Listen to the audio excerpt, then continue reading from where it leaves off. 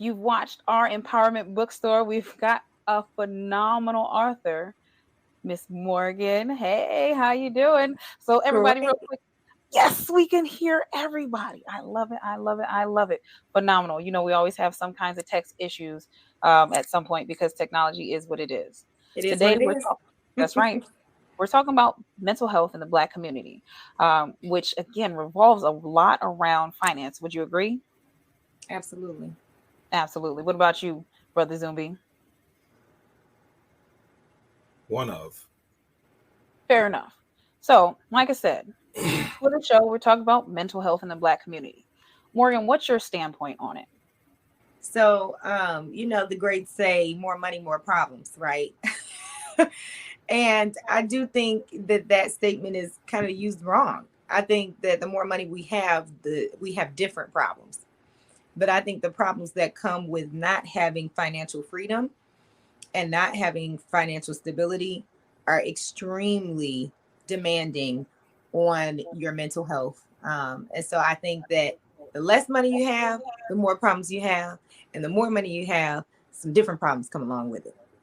Ooh. What say you, Brother Zumbi? Do you agree with that? From a financial standpoint, I guess you would say there's two problems: too little and too much. Hmm. Most of us suffer from too little money. And I guess I'm going to talk more from a man's perspective.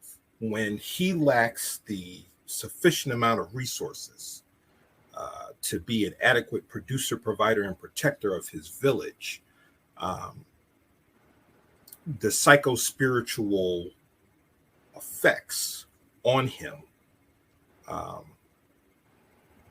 they're hard to put into words. But if you ever talk to a man who has been homeless or is homeless, his inability to provide shelter for himself, it does something to him. Okay. Because he lacks whatever resources are necessary to provide his own shelter. We're just talking just for himself, not family, but just for himself.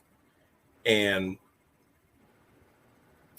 just being able to acquire resources, it seems to be, for lack of a better term, a war in and of itself, particularly for African men. When you don't own and control uh, means of production and you have to rely on other men to provide you with a check so you can take care of your family, it does something to you. It takes away from you as a man. It takes something away from you in terms of your sovereignty. Okay. So, like I said, that's just from a man's perspective. Now, we talk about this a lot in terms of barriers. Morgan and I talked about this on the Empowerment Bookstore, and it was more of a cultural standpoint, the word you like to use, in terms of what our upbringing is, what we've seen, what we've been allowed to experience, or engaged in experiencing. So you're saying as a Black man, it's a lot different. And in raising sons, I can agree with you. I've never been a Black man. I've only watched from the outside looking in. And it's been a traumatic experience, but different trauma for me watching these things happen to my brothers, whether they're biological or otherwise. So, what are some barriers that we have that kind of lead to this? Well, the number one barrier that must be acknowledged is racism, white imperialism, right off the bat. Okay. And, I'm going to take a little page from our ancestor, Dr. Frances Cress Welsing. For those who may be familiar with her Cress theory of color confrontation and her classic read, The ISIS Papers, the one thing she always talks about is the man who poses the greatest threat to this system, mistakenly called racism, white supremacy, the greater the oppression. Okay. So if I can pose a threat to you in the boardroom, you're going to do anything and everything in your power to ensure that I can't act out what nature built me to be as a man. Hmm. Okay. Which is why, if you look in the in the animal kingdom, the one thing that you do if you're a male and you take over someone else's clan or pride or whatever, you make sure you eliminate the potential for the seeds to gain revenge. Okay. So it's like that old line in Bob Marley's "I Shot the Sheriff." You know, every time I plant a seed, to kill it before it grows. Okay.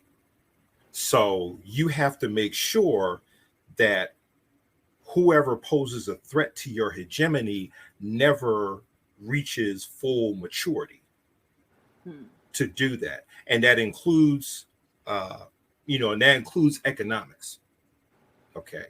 And that includes being sane and, trying to be sane, African sane, in an insane incubator called America. Okay.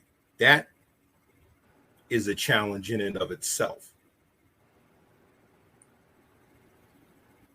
Now, you're absolutely right. I believe it was James Baldwin who says to be Negro in America means to be somewhat frustrated or in anger at all times. Mhm. Right. On some level, you are always enraged. You may not express it externally, but the rage is there. And so that's why when you are in a perpetual state of rage, you always have these escape hatches, whether it be Hennessy, whether it be the pipe, whether it be the church. It's like that Bob Deep song, "Drink Away the Pain." Ooh. Okay. So you are always given something to make you, as Malcolm would say, suffer peacefully. Ooh, Maya Angelou is quoted the same. She says something to the regard of, if you don't speak up, they'll kill you and tell you you were proud about it. You were happy to go through it. Mhm. Yeah. I think it's also important to note that there's a constant competition, Hmm. whether it be a Black man trying to compete to be considered equal with white men in the workplace or as business owners. And then there's also the competition of being a Black woman, and trying to compete with everybody, Right. right? A Black man, a white woman, a white man, really being like the bottom of the totem pole. And especially in today's day and age, where we're really fighting to be seen as equals and fighting to be acknowledged as able to do just as much as everyone else. So that same feeling of being inferior or inadequacy with any type of setback or challenge still exists, while combating any types of pay gaps that exist, while combating any types of opportunity gaps that exist. And so I think it truly is a barrier that has to be recognized. And more importantly, it's a barrier where we have to educate each other on the resources to cope and deal with it, so that we don't revert to some of the things that were just mentioned. I love it. But so you mentioned equal, right? Do you still believe equality or equity? So whenever I think of equity, I think of an image that I studied when receiving my DEI certification from Cornell. And in this image, there is a fence, like a wooden picket fence. Hmm. And there is a person that's trying to look over the fence. On one side, the person is tall enough to look over without any assistance. On the other side of the fence, the person is not tall enough to look over without assistance. And it shows a hole being cut in the fence. And that hole allows them to peep through, which we would consider to be okay. Now it's equal. We can see through. But equity is a step stool provided so that they can see through at the same perspective and at the same height as the person who's able to see over the fence without any assistance.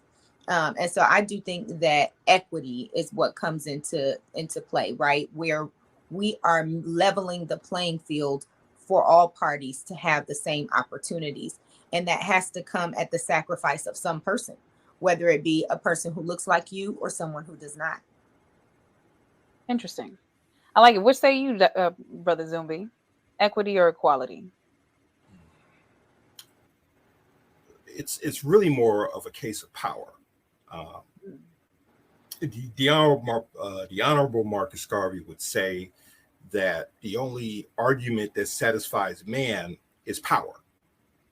You know, not love, not unity, not peace, but power. Having the ability to do for self, having the ability to defend self from others. So it's really a case of power, the powerful versus the powerless. Okay. So I think once you address the power issue, then the equality versus equity ultimately takes care of itself. But it really becomes a case of power. Do I have the ability to go and do for self without barriers? Or do I have the power to overcome those barriers that are in front of me? Okay. I'll give you an example. You know, one of my favorite movies is Harlem Nights. And there's a scene where the crooked cop, Danny Aiello, is in the office with Richard Pryor and Eddie Murphy. And he's trying to figure out how is it that he, as a white cop, I'm tied into organized crime. You know, I'm tied into all this quote unquote power. But then when I see you two, who are supposed to be the scum of the earth doing better than me, and I have all these connections, and I'm still living in a hovel. Okay. That tips the scale, because the brothers were able to figure out a way to navigate through the barriers and create a power base of their own. Okay. So I've always said it's really a case of power. I like it. And for those of you, you know, we always drop books on every show. 48 Laws of Power is one that is a must read for everybody, because there are universal laws that dictate everything, regardless of what you may believe emotionally or otherwise. If you study those laws, you'll be able to maneuver throughout this world a lot better. So we talked a little bit about some of the barriers. Morgan, we talked a lot about the men. What about the women? What barriers have you found? Now, I know your background is different. I know you look brown skinned. A lot of people may assume trauma laden and blah, blah, blah, but that's not the case for you. But you still, because you live in this world, experience things. Oh, yeah. I think have that you every gone Black through? and brown person experiences trauma, whether you grew up in poverty or not, may determine what some of that trauma looks like. But I don't think there is any Black person in America who can say, I grew up experiencing no trauma. For me, being the Black girl at the white school, there is certainly trauma. Okay. You know, being the only Black face on the corporate team, trauma. All of those things come with experiences of you know, battling that feeling of equal that we just talked about. But you know, since we're taking the perspective of, you know, men as according to how they feel challenged is in this space, and women, from the woman's perspective, or from my perspective as a woman, it's always the battle to be able to say, well, I can do it too. Oh, you made six figures, we can do it too. But we do it with a different set of boundaries, or barriers that we have to overcome. And I think that it is truly one that's kind of overlooked. You know, we know that a pay gap exists, but when we talk about power and how that comes into play, you know, a lot of times women in power, especially Black women in power, are viewed to be aggressive, bitchy, mean, taking everyone out in their path. And it's, and the same stigma can occur in entrepreneurship. But for men, it's that, oh, he has tenacity. He has courage. People listen to him. He's authoritative. An authoritative Black woman is often seen as an aggressor. So I think those are some of the biggest barriers that we have to break as women, in especially Black women. It is a challenge. And when we talk about recognizing barriers, until we recognize and acknowledge that those stigmas exist, we can't break that barrier down. Another that I find to be extremely that has a huge impact in our community and sometimes isn't discussed as much is this pretty privilege. I don't know how much you've talked about that on previous Come on, episodes. speak on it. Yes. As if it is a privilege to be a pretty woman, whatever that means, by the way, because who determines what this pretty is? Am I pretty? Maybe to somebody I am, and maybe to someone else I'm not. But That's right. it is a stigma that if you are considered to be an attractive woman, usually attractive to men who get to create this standard of pretty that exists, right? If you are pretty, then you have a privilege of accomplishing things easier than those who are not. And I think that's another barrier that, from a woman's perspective, we are faced with, that men do not so frequently have to combat, even though they do as well, but not so frequently. Girl, and you know, when I met you, I was like, yo, I want to bring Bougie back because, again, my life has been as such. We, as beautiful women, get talked down to a lot. A lot of us they try to humble us for being such a thing, so much that we're almost afraid to be our natural, beautiful selves, which then in turn makes us these shells, like fearful beings walking in the world, like, oh my God, please don't look at me, please don't Yeah, talk to me, please don't, I have nothing worth of value because now you've diminished my whole character to the blessing of this body that God has gave me, and now I can't run from it because I live in it. correct. And it's this fine line that you have to balance. You don't want to be too pretty because then you're targeted, in so many ways. But then if you're not pretty enough, you're denied opportunities. What type of concept is this? And so, to the topic, when we talk about recognizing and breaking barriers, I don't think that we can break them without recognizing them. And we have to recognize that Black women face and combat this issue of pretty privilege far too frequently. Correct. And that we just have to diminish that mindset. And it ends up being in any kind of way enslavement. What the brother was saying, what the sister was saying, we Yes. end up being mentally enslaved to either the money, the lack thereof money, the mentality, the stigma. How do we get over that? How do we cope with those things?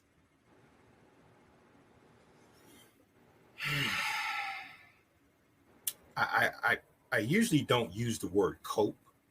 Um, my thing is, how do you, like I said, how do you overcome it? How do you get over it? How do you get around it? How do you get through it? Okay, because coping and victory to me are not synonymous. They don't mix. Okay, so I think for African people, you have to change the inner dialogue. Okay, the inner dialogue has to go from survival to living. It has to go from competing to, and I'm kind of using sports terminology with my background, from competing to dominating. Hmm. Okay. And like I said, I'll give you an example for me. Um, Having, played football, wrestling, track, there's a certain mentality that comes with each sport that you must possess. Okay. Part of the barriers that I've had to deal with other brothers who have had similar skill sets as mine. I've had to deal with other athletes who were, let's say, pharmaceutically enhanced, Hmm. and having to overcome that. And when I faced that challenge, okay, I said I knew that I wasn't going to rely on any pharmaceutical enhancement. So I had to take a different approach. How do I change the way I think, the way I train, the way I eat, the way I rest? And Hmm. so by gaining a better understanding of that, I was able to overcome, those other athletes, those other opponents, if you will, and those uh, who had the financial resources for their pharmaceutical enhancements couldn't understand how I was able to overcome what they had. You see, so it's really about, and I think the advantage that African people have always had, they've always historically have had a guerrilla mentality. And I mean GUERR, gorilla. Okay.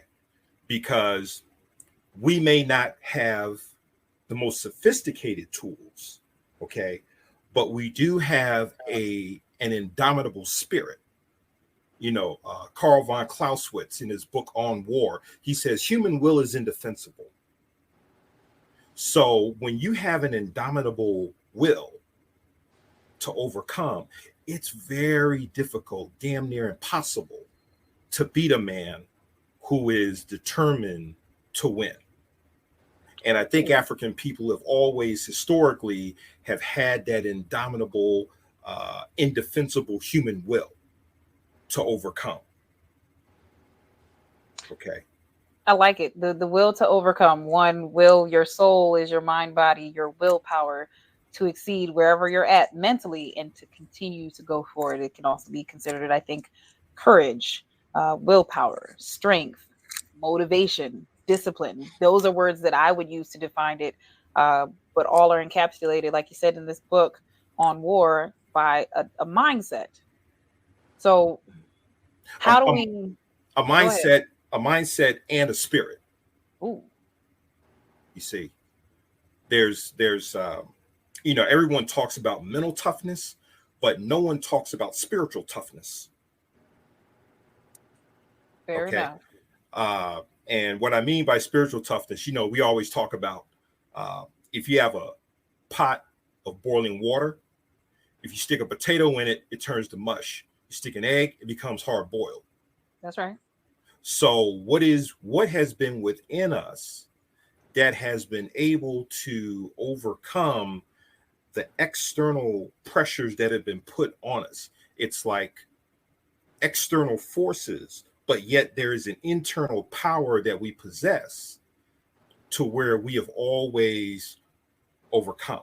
Hmm. What was it about a Madam C.J. Walker to overcome her humble beginnings in Louisiana post Civil War to become one of our first millionaires? Okay. What got a Maggie L. Walker to become the first female, not just black female, but the Right. first female Female in to general. own her own bank at the beginning of the 20th century? You see. So there is something within us, an internal, as Dick Gregory would say, internal universal God force that has always kept us in some form of sanity to overcome this toxic incubator we've had to navigate since the fall of the Moors. I like what you just said, the internal universal God force. Ooh. And like I said before, it's the spirit of the living God, depending on your denomination, your background, your personal belief. Call it what you want. Spirit, universe, God, Allah, whatever. That is the thing that I believe that Fit Goddess Tribe believes and supports, is the thing that, we're experiencing. We just put on this meat show to live on this earth because just like if I go to space, I need a spacesuit. This is my earth suit. Mm. So you broke yourself free. Morgan broke herself free. I broke myself free. What three things can you both give to the people watching YouTube, Facebook Live to break from their own mental freedom? to that mental enslavement that they have? I'd be happy to speak to that. I think that we as the Black community have to progress to the place where we accept mental health therapy is a part of our essential healthcare. Um, and and that can come in many different forms and many different ways. There are a lot of people who believe that mental health therapy is opposite of religion, and that it is opposite of seeking therapy through God. And I absolutely do not agree with that. I have an amazing therapist who happens to be Christian just as I, and the therapy that she provides me is of the Christian faith. She provides me with scriptures to read. She provides me with resources that align with my beliefs. And that absolutely can exist in a healthy way. Many churches have mental health facilities and mental health resources within their church. I think that we have to break away from thinking that catering to your mental health is a privilege that we should not all have. I think just like we go to the dentist and we go to the doctor and get a physical exam, we should be taking care of our mental health as well with a professional. That is number Prioritizing. one. I agree. What about you, brother? I heard a metaphysical minister once said that there's nothing wrong with us, but something has happened to us. Okay. And I think, and really through no fault of our own, I think we have taken on the blaming the victim. Okay. There are things that are beyond us that are not our fault. Okay. But it is our responsibility to take care of our sanity. It is our responsibility. And I think one of the things that can be done is there must be periods of time where you are in complete silence. Okay. I think we've become addicted to noise, and we need time to be in complete silence. So that way we can mentally heal. I don't think we give ourselves enough time to just unplug and just be and be still. Because that's, a lot of times, the best way I can describe it is many of us who have a spiritual life pray, but we don't meditate. Ooh, amen. Okay. We're always praying to whatever entity you call it, but we never take the time to meditate and listen to the response. Say that. Say that. I'm guilty. So, because I will pray all day. because we never take the time to listen to the response. Mm-hmm. So I think having that quiet time that can allow us to heal, allow us to recharge, allow us to focus. There have been studies done on meditation to where the benefits operate at not just a physical level, but the mental benefits, emotional, spiritual benefits. One of the benefits, I was talking with a former deputy chief of police here in Albany. I told him, I said, look, if you engage in meditation for 15 minutes a day over a 30-day period, you may be able to give up your high blood pressure medicine. He's like, what? I said, yeah. Ooh. So it's not just being silent, but it's also the practice of breathing and clearing your mind. So I pulled up this thing because I love silence. Like as a kid, I still think I love silence as a kid because I was always outside in nature. As an adult having children, I really understand what the old folks say now about the power of silence. Like, oh my God, I don't have to listen to nothing. I don't have to hear anything. And this quote that I found from a Harvard Business Review, it says, being silent allows us to channel our energies. It gives us the clarity we need to calmly face challenges and uncertainty. The hour of silence, and if you are, again, depending on your demographic, your deities that you serve, they call it the power hour. Some people say I gotta go to my prayer corner for my power hour to sit in conversation. But both of you pointed out something very, very powerful in conversation, and we learn this amongst ourselves. Nobody actually knows how to listen. There we go. You know what? I'm gonna keep it real because I know no other way to be. This is something that I truly struggle with. I do not want to sit in silence. I hate it. I absolutely hate it. I fill every single waking moment of my day with noise of some sort. Like I will listen to music, I will have on a podcast, I will listen to an audiobook. I am always occupied. And it's not even just physically listening to something, but even metaphorically. Like I'm never still. It's always something happening now. And like I said in response, I'll pray all day, but that stopping to listen part is a part of my spiritual journey that I'm still on. Because when you stop to listen, sometimes you hear some things that you're not quite ready to hear, and it's hard. It's hard. You start hearing what you need to change. You start hearing, like we said, playing the victim, right? It's easy to say, these are all the outside forces that have made things challenging for me. These are all the outside forces that have made the barriers, right, that we've recognized. But it's hard to stop and listen to Morgan. This is what you need to do differently. This is where you need to pause. Did you handle this the right way? Did you sow into this person in this moment, or did you deflect? That's when you start hearing that feedback from God, and that's hard to hear. Right. So sometimes that silence is hard to get to. And most people do. I mean, that's the whole thing of money and racism, right? We like every other race get a lot of money. We know that the black dollar is phenomenally, astronomically powerful. And yet, because we don't listen, it's hard for us to read, see, and hear. Our money just goes helter skelter. And then we often blame racism. Would you agree, brother?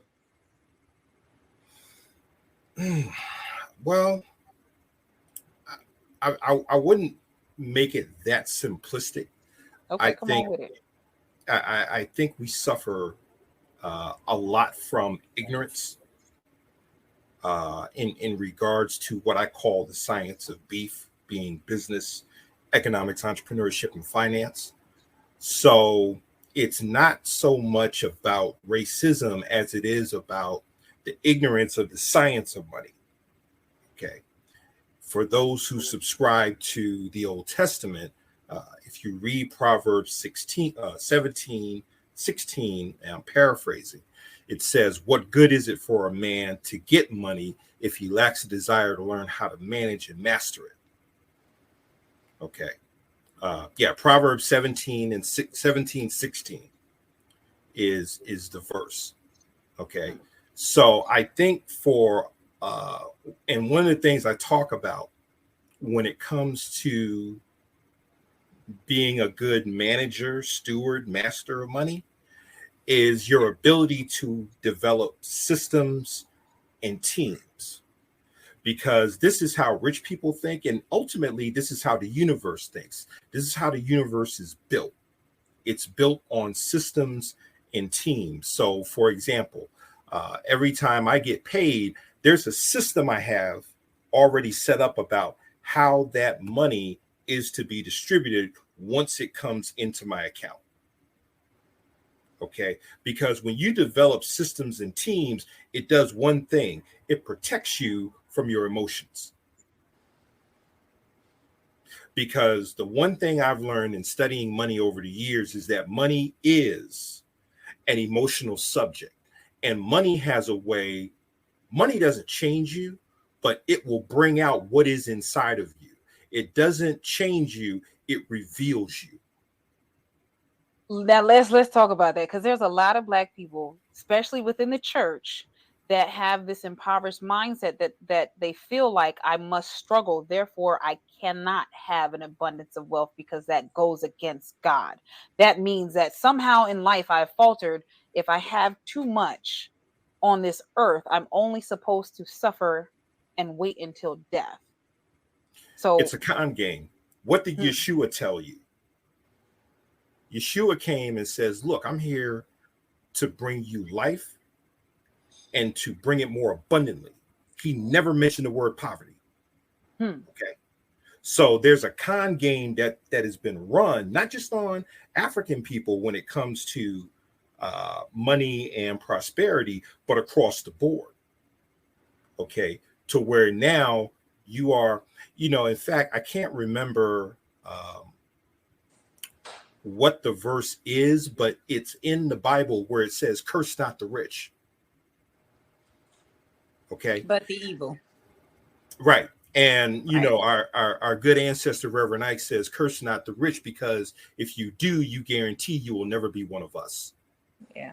So you can't curse what you say you aspire to be.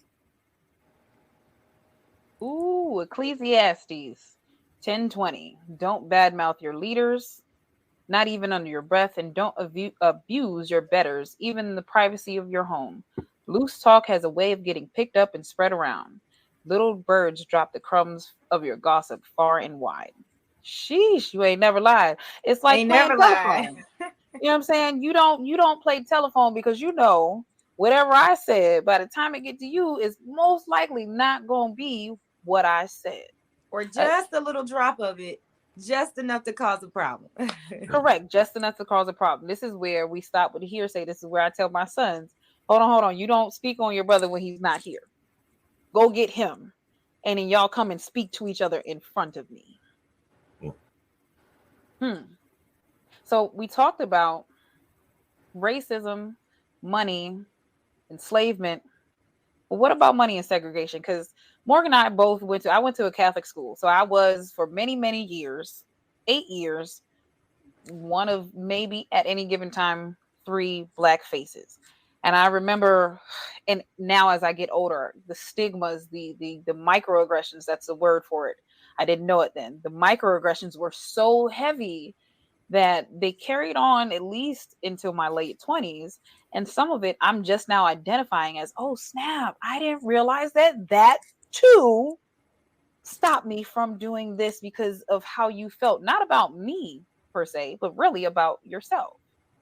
So in my case, it's Caucasian teachers telling me, oh well, you shouldn't excel at this, even though in every other year I have math, science, physics, those sorts of things. um, why are you drawing women? Women don't look like that, even though I was actually, hindsight, drawing myself. I see it now when I look back at the drawing. I'm like, oh, that's me That grown was up. me. But so segregation, did it make it better with the money? Did it make it um because we talked about last show, um all the famous places that got bombed, we got punished for success. So how do we deal with this? I absolutely think that segregation has made the wealth gap even greater. Um, there was a study done. I don't know if you want to call it a study. I think it was a study, even though he implemented some comedy with it. But Killer Mike tried to spend only a Black dollar. I think it was for 7 days, and it was the hardest thing ever. We don't have enough Black resources in any community currently to only spend our money in Black places. And I think that that is a product of desegregation. I think that integrating our communities have made it even harder for the Black dollar to survive and remain to be Black. I will give you an example. Come on with it. If you're living in a Black neighborhood, do you think it's going to be easier for you or harder for you to keep your dollar Black through 10 transactions versus if you are in a predominantly white neighborhood? Of course, it's going to be harder. That's not a trick question. if our communities were Black, we would keep our Black dollar Black through more transactions. Um, the barriers to entry for us are higher to own businesses. In this area where we are, the 757, we talk about how difficult it is for a small business to obtain a simple business license in comparison to other places. That is a deterrent for people to own and operate legitimate businesses in this area. And for that reason, there's less places for you to spend your dollar and keep it Black. So I do think that segregation is one of the worst things that has happened to the retention of the Black dollar. I think that desegregation has caused for us to have even more of a challenge to keep the Black dollar powerful. Hmm. Sheesh. And what I heard you talk about was redlining, and they've done it amongst Yeah. everything: school districts, housing complex, community foods. You know what I'm saying? They even did it here in Virginia. Uh, Yeah. they started shutting down some of the best health food stores and started creating food deserts, to where now in communities, it's a Black community easily, because there's going to be what? You can call it out. What do you think is going to be in the community? A liquor store, a lottery place, a cash checking place, and tons of junk food. Yeah, I mean, we've seen it in Norfolk, Virginia, here in the past 2 years, post pandemic. There started to be a bunch of Black owned lounges, bars, restaurants. I wouldn't say necessarily nightclubs, because that might take it a bit far.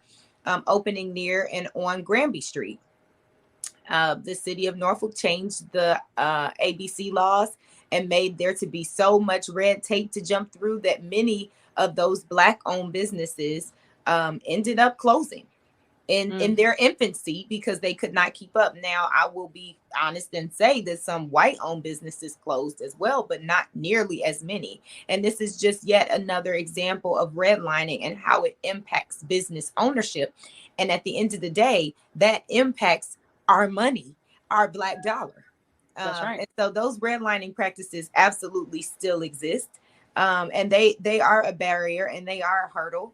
And I do think that desegregated and integrated communities cause that problem to be even more prevalent and even more of a challenge. Mm. I'm looking up the quote. Uh, most It's interesting how a lot of people will talk about Martin Luther King in such high regards when he was living. That was not the same. Right. I remember specifically before integration happened, Martin Luther King said, and I quote, "Until we commit ourselves to ensuring the underclass is given justice and opportunity, we will continue to perpetuate the anger and violence that tears the soul of this nation. I fear I am integrating my people into a burning house." Now the house is on fire. Like I always say, the world is on fire. And like, what do we do? So Zilby, he's written a book. Morgan, you may not have known, he's going to be on the show too. He's written a book to help I us. saw the goat. That's right. That's right. So Zilby, this is my time in the show to tell you again, what can we do to be or get back as a community? I know you have come on, tell us your pillars again. How can we get back to basics, I guess? I guess the first thing is let's start with your self economics first. Okay. We always want to talk about the group economics, but let's focus on getting your self economics or your own personal economy first. Let's start with the 10% solution, which is a dime out of every dollar is yours to keep. Okay. Because we need to activate what's called the law of magnetism. Whereas the more money you save and accumulate, the more you will attract. And as you attract it now, you must give that money an assignment or a job. Okay. So accumulate the resources and then put the resources to work. I know I'm talking simplistically for the sake of time, but it all begins with start with your personal economy. You know, a dime out of every dollar is yours to keep. That's very simple. Okay. Acquire resources. And as you acquire the resources, give the resources a job, so then the resources will begin working for you. I know I mentioned this book earlier in a previous show called The Money Code. Okay. And in that book, it actually gives a blueprint to where if you are employed right now, you are to give yourself no more than a 10-year window to straddle yourself off the job to where you are financially free and economically independent. Okay. So if you pick up the book, The Money Code, you will see that blueprint in there for you to follow. Ooh. Love it. Okay. Now, Morgan, you two have jumped off because he just said a 10-year plan to get out of corporate America and have your own finances to, you know, support your lifestyle. You did that in less than 10 years, right? I did, yes. So Uh, what advice can you give to the people? the advice that I give is that we have to be strategic. My dad always makes this statement that you young, it's not time for you to eat your cake. Wait on it. Spend conservatively while you have that guaranteed income from whatever job it is that you worked super hard to get, as I know that you have. Um, Put it away for you to be able to invest in a business or invest in anything that's going to feed you, so that you can have that financial freedom. Many of us are working way too long to get to a point where we really can't even afford retirement truly. What does your plan for yourself look like? Have you purchased any real estate in those years that you're in a corporate environment to make it your retirement plan? I say it to my husband all the time. I purchased my first property when I was 22 years old. I actually closed on that house on my 22nd birthday. That house is my retirement plan. That house will be well paid off by the time I am ready to retire. And if I don't want to live in it, which I don't, but if I don't want to live in it, I can rent it out and make enough money for myself to live off of in my home that is also paid off by that time too. You know what I'm saying? We have to plan.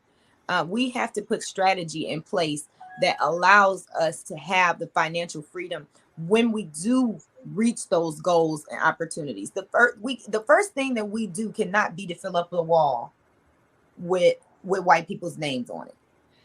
We got As to she pay said, ourselves first. Now, that's don't right. get me wrong. I'm gonna go ahead and get my shoe with the white man's name on the bottom of it because I like the shoe.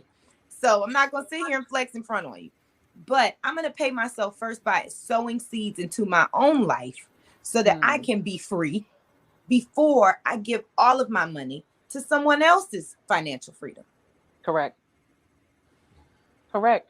And since we're talking about it, we got a shout out to HR Green Book. If you're not in the Green Book, right, go to hrgreenbook.com. This is a Okay. shameless plug, right? If you're looking for any black owned business, right, any black owned business, whatever you can think of off the top of your mind, check there first, right? And if they're not there, tell them to go there and register and get on the site so that we can find you, right? It's that time. It's that time now that we collectively, as a group of people, need to say, hey, I support you. We need to go the extra mile for one another to search out and find, to make our presence known and show, hey, I'm here.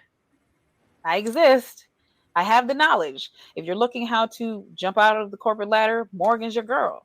She can tell you everything that she's gone through. She can tell you, that is what I tell my kids. The only way to shortcut life is to learn from other people's mistakes. You don't have time. We no longer have the time. Even if you feel like you have the time, you do not have the time anymore to just keep making nonsensical mistakes when there's nothing new in the world. And of course, once you've got that courage and that willpower, then you can go and get Minister Zumbi's book and sit down and annotate. and really figure out your strategy, right? Morgan will give you the confidence to be like, hey, I can do this Let's do it. and create the plan. Minister Zumbi's got the book to help you organize, because that's a chapter in your book, right? Order steps. It is. Yep. He's got the platform to order your steps even further. Now, we've talked about racism. We've talked about, and it's so cool that I'm not the only one of the thought that integration was not the best thing for us. No. Well, let's call it a more accurate term. Okay. Okay. It wasn't a civil rights movement, it was a consumer rights movement. Oh man. Okay. And it wasn't integration, it was more of a silent hostile takeover. Mm. All right. Mm. Because and I'm using history as an example. Okay. During that whole segregation and Jim Crow, we learned one thing that we could actually do for ourselves. And I use Negro League baseball as an example. All right. That whole thing when Branch Rickey came and took Jackie Robinson out of Negro Leagues had nothing to do with social justice. That was about the destruction of an independent Black economic power base. Because what they learned was two things. Number one, Negro League baseball, 20% of its fan base was white. Number two, they were more international than Major League Baseball. They were barnstorming all throughout Latin America. That's how we got our brother Roberto Clemente. Okay. And he came through the Negro Leagues. I can show you a picture with him, Hank Aaron, and Willie Mays in the Negro Leagues before they all went to the majors, respectively. Okay. And then you saw the dismantling. So it was really more of an acquisition. Because of the economics. They said, okay, you want to come up in our world, fine, but you're not bringing that economic power base with you. So we got diluted as that took place. Okay. Ooh, diluted versus integrated. I kind of like that. I like it too. So we got diluted. Look at our HBCU football players. Okay. So once you started and you really saw the dismantling of it by 1970, okay, when we were no longer going to Alabama A&M. It was Alabama and Auburn. It was no longer Grambling and Southern. It became LSU. It was no longer FAM. It was no longer Bethune-Cookman. It became Miami, Florida State, University of Florida. Okay. And so now all of that talent is now locked up in Power 5 conferences, not just football, but basketball and other sports as well. Okay. And I always hear people says, well, we need to. I said, look, I'm not going to ask an athlete to sacrifice his athletic career for what? Okay. Especially with the condition that the HBCUs are in now, due to incompetence, corruption. I can't ask an athlete to sacrifice his career when I know all that other stuff is going on. Okay. Right, because that's his only way of source of income. Like you said in the beginning, if this is his mental bread and butter that allows him to feel human, how dare I take the one last inkling of humanity? And the other thing is this, if we're talking about producing quote unquote culturally conscious or African-centered athletes, that has to begin in the womb. We can't wait until the money shows up. By then it's too late. Right.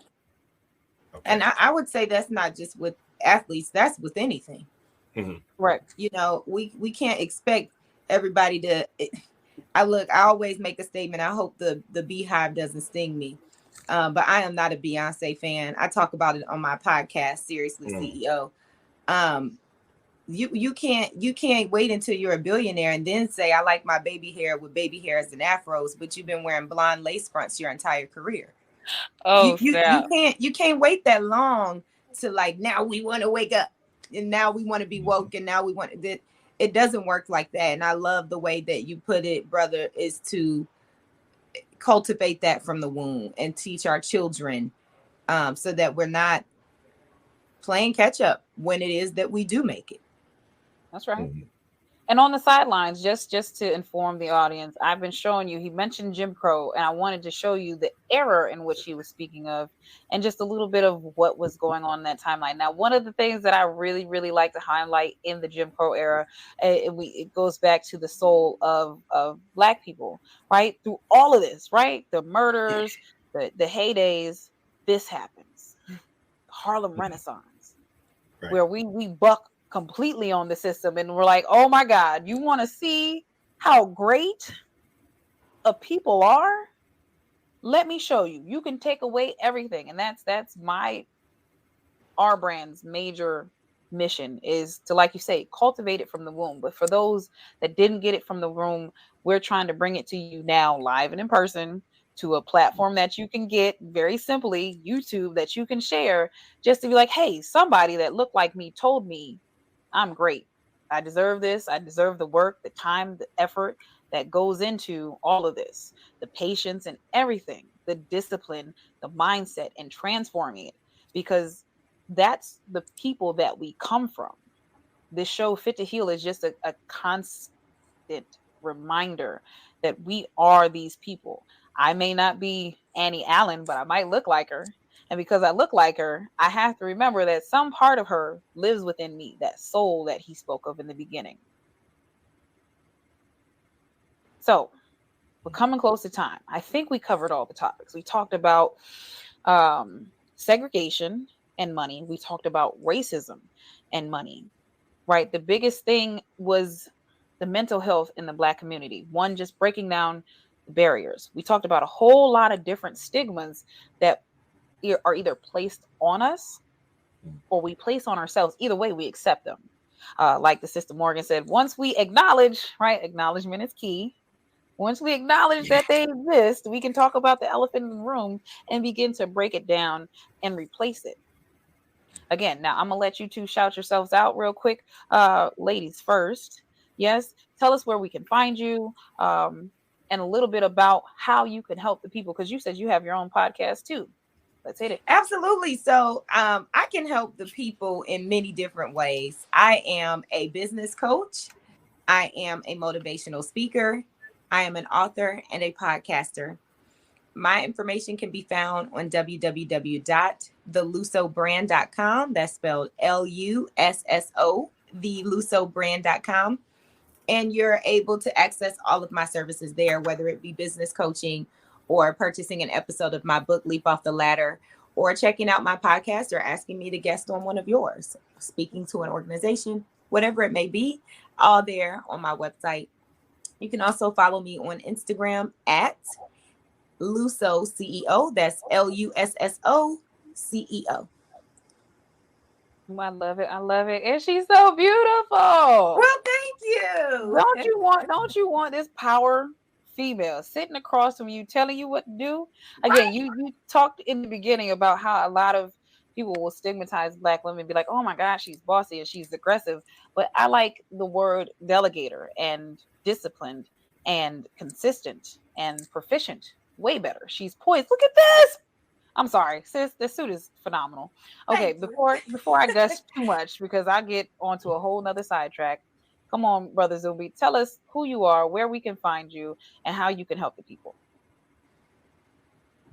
I'll start off by saying I'm a servant of African people. You can find my book in your melanated bookstore or via Amazon.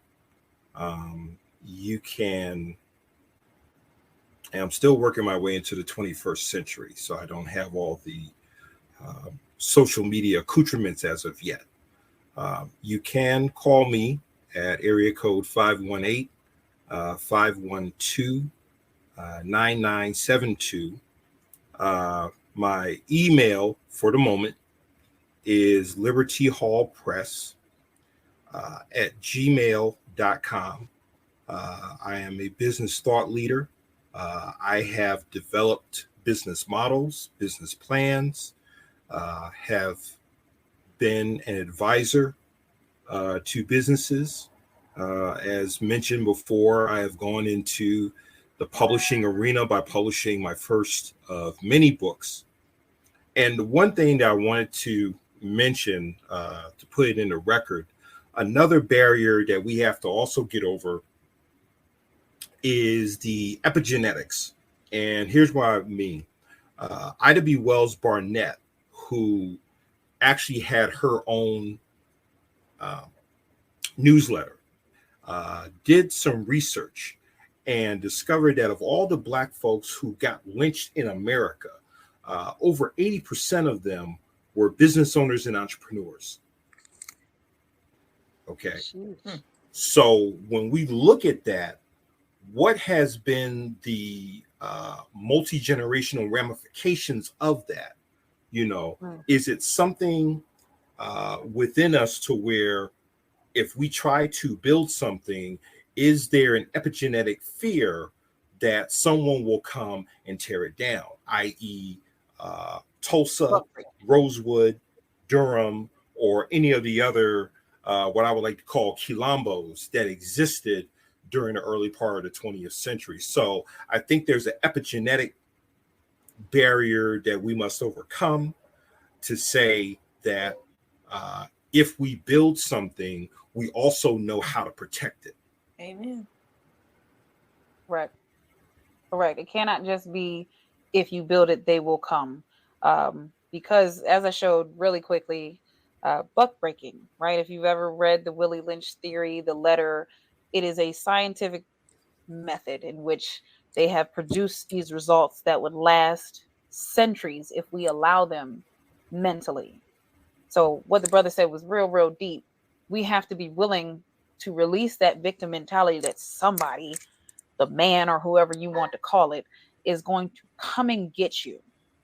Because the beauty, and I'm going to find the picture, the beauty is if we collectively stand up together next to each other, like the song said, lean on me, right? We'll all be stronger for it. So now I guess I get to do mine. Yes. Hold on. I'm going to put myself up here. Hey, hey guys. Thank you so much for tuning in.